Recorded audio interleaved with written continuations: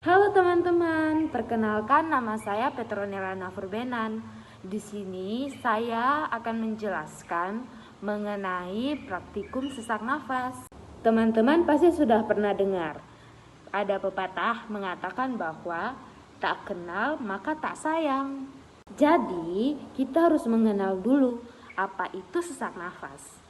Sesak nafas itu didefinisikan oleh American Thoracic Society pada tahun 2012 sebagai pengalaman subjektif atas ketidaknyamanan dalam bernafas. Kemudian, sesak nafas juga merupakan interaksi berbagai sinyal yang berasal dari sejumlah reseptor di saluran atas, paru-paru, dan kemoreseptor yang dikirim ke pusat pernafasan di batang otak dan korteks motorik.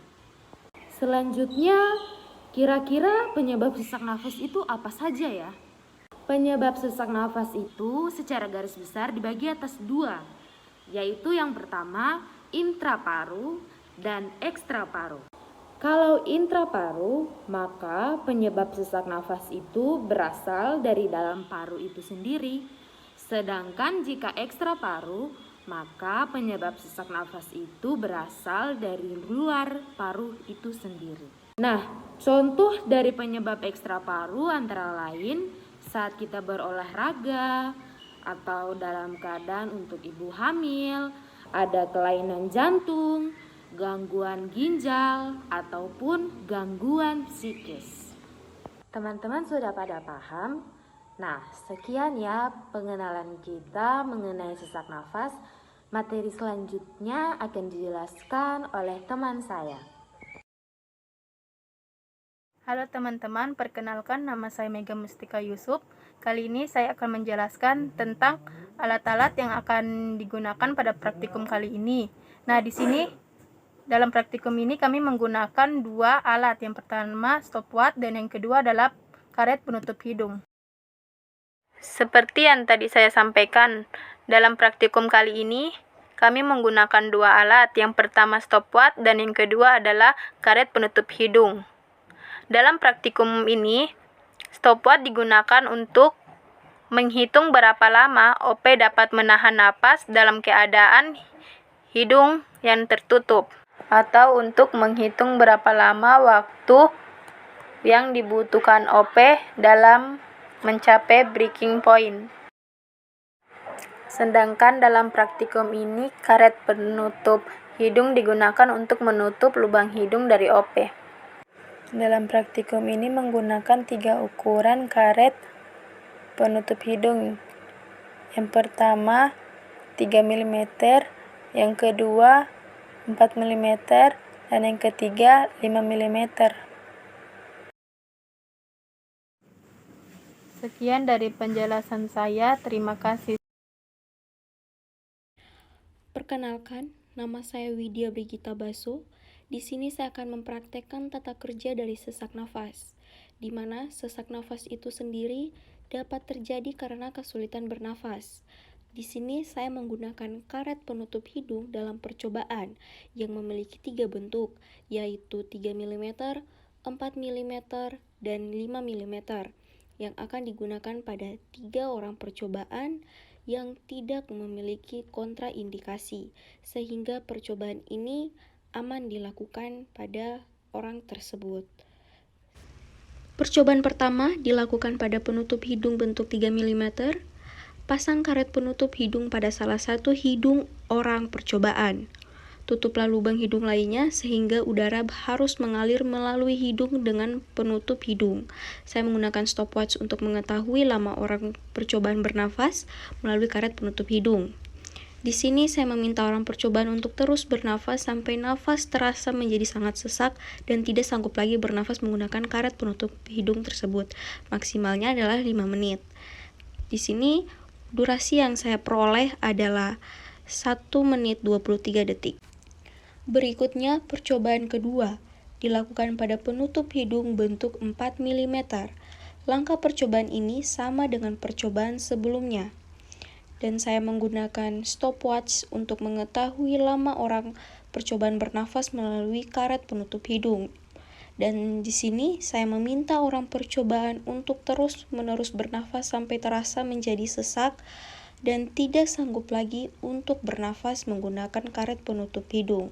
Maksimalnya masih tetap sama, yaitu maksimal 5 menit. Dan saya memperoleh hasil 39 detik.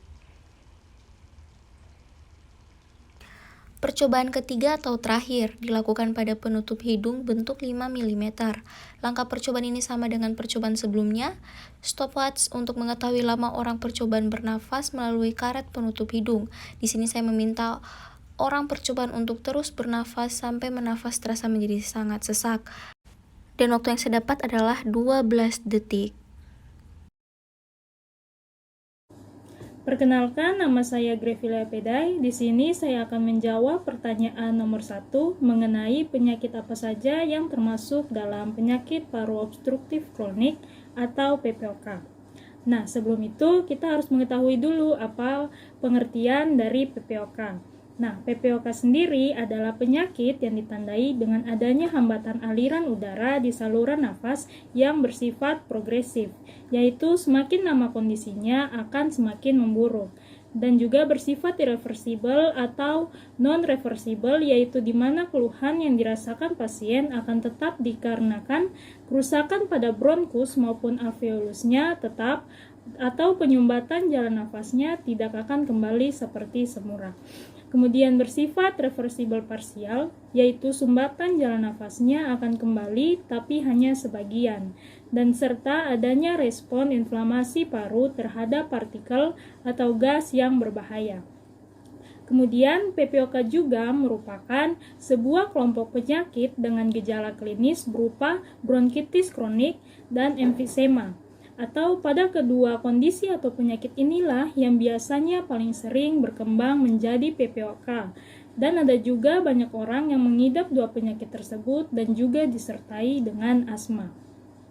Nah, dari sifat-sifat tadi dapat mempermudah kita untuk membedakan antara asma dan PPOK yang disebabkan oleh emfisema dan bronkitis kronik, di mana pada asma, penyempitan jalan nafasnya ini akan kembali seperti semula apabila pasien sudah melewati fase serangan. Sedangkan pada PPOK, keluhan sesak nafas akan menetap dan muncul setiap waktu atau pada waktu tertentu karena kerusakan pada bronkus ataupun pada alveoli yang bersifat permanen. Untuk perbedaan selanjutnya, teman-teman dapat lihat pada gambar di samping, di mana pada PPOK disebabkan sebagian besar oleh asap rokok yang dimana akan merangsang keluarnya sel makrofag serta merangsang sel epitel untuk mengeluarkan CD8 dan juga merangsang pengeluaran neutrofil yang mana akan menyebabkan fibrosis pada saluran pernafasan dan juga menyebabkan kerusakan pada alveoli. Sedangkan pada asma penyebabnya adalah karena adanya alergen yang akan merangsang keluarnya sel MAX dan juga merangsang sel epitel untuk mengeluarkan CD4, yang kemudian merangsang eosinofil yang akan mengeluarkan bronkokonstriksi. Jadi bronkusnya mengalami konstriksi atau penyempitan. Dan selain itu juga penyebabnya airway hiperresponsif. Nah, selanjutnya pada pasien PPOK yang disebabkan oleh emfisema dan juga bronkitis kronik, bisa saja muncul hanya emfisema atau bisa saja muncul hanya bronkitis kronik dan juga bisa muncul dua-duanya. Nah, bagaimana caranya agar kita bisa membedakan antara kedua ini? Yaitu pada gambar di sebelah, di mana pada emfisema, inflamasi atau kerusakannya terjadi pada alveoli, sedangkan pada bronkitis kronik, inflamasi atau kerusakannya terjadi pada bronkus. Sekian dari saya, terima kasih. Halo semuanya, perkenalkan nama saya Salman Afif. Di sini saya akan menjelaskan jawaban pertanyaan dari nomor 2, yaitu bagaimana mekanisme timbulnya sensasi napas pada percobaan ini. Sesak napas itu sendiri merupakan sensasi kesulitan bernapas atau napas yang pendek. Sesak napas ini disebabkan oleh adanya penyempitan saluran napas. Pada saat adanya penyempitan saluran napas atau karena peningkatan resistensi terhadap aliran udara, dapat menyebabkan kurangnya aliran udara dan dapat menyebabkan sesak atau kesulitan bernafas. Seperti halnya ketika mengalami pilek, kecepatan aliran udara yang memadai sulit dihasilkan dikarenakan hidung yang tersumbat. Dan pada saat itulah saluran hidung terjadi karena penyempit atau akibat pembengkakan dan penimbunan mukus. Seperti aliran darah melalui pembuluh darah bergantung tidak saja pada gradien tekanan tetapi juga pada resistensi terhadap aliran yang ditimbulkan oleh pembuluh. Demikian juga pada aliran udara. Di sini bisa menjadi gambaran F sama dengan delta P per R. F itu sendiri merupakan kecepatan aliran. Delta P itu merupakan perbedaan antara tekanan atmosfer dan intraalveolus. Dan R sendiri itu merupakan resistensi saluran napas yang ditentukan oleh jari-jarinya. Kecepatan aliran udara dipengaruhi oleh perbedaan antara tekanan atmosfer dan intraalveolus serta berbanding terbalik dengan resistensi saluran napas yang ditentukan oleh jari-jarinya. Penentu utama resistensi terhadap aliran udara adalah jari-jari saluran napas penghantar. Semakin tinggi resistensi yang terjadi pada saluran napas, maka semakin rendah tekanan yang dihasilkan.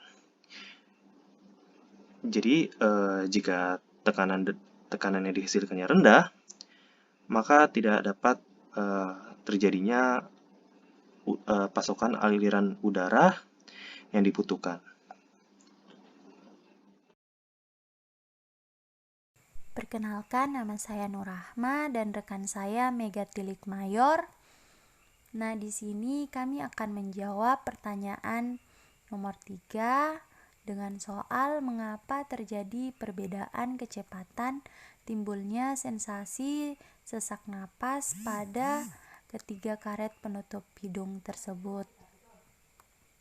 Nah, jadi secara normal udara dapat mengalir jika terdapat perbedaan tekanan atmosfer dan tekanan intraveolus. Namun, jika terjadi resistensi saluran napas, maka dapat menurunkan laju dari aliran udara. Pada percobaan menggunakan karet penutup hidung dengan 3 ukuran yang berbeda, didapatkan bahwa semakin kecil lebar saluran pernapasan, maka semakin besar resistensinya dan menurunkan laju dari aliran udara. Begitupun sebaliknya, jika semakin besar lebar saluran pernafasan, maka semakin kecil resistensinya dan meningkatkan laju dari aliran udara. Pada keadaan normal, saluran nafas memiliki resistensi yang rendah, sehingga penentuan utama laju aliran udara adalah gradien tekanan antar atmosfer dan alveolus. Jadi ketika resistensi meningkat akan menghasilkan laju aliran udara yang normal. Diperlukan peningkatan kerja otot-otot pernafasan tambahan agar gradien tekanan juga meningkat. Baik, itu penjelasan untuk soal nomor 3. Sekian dan terima kasih.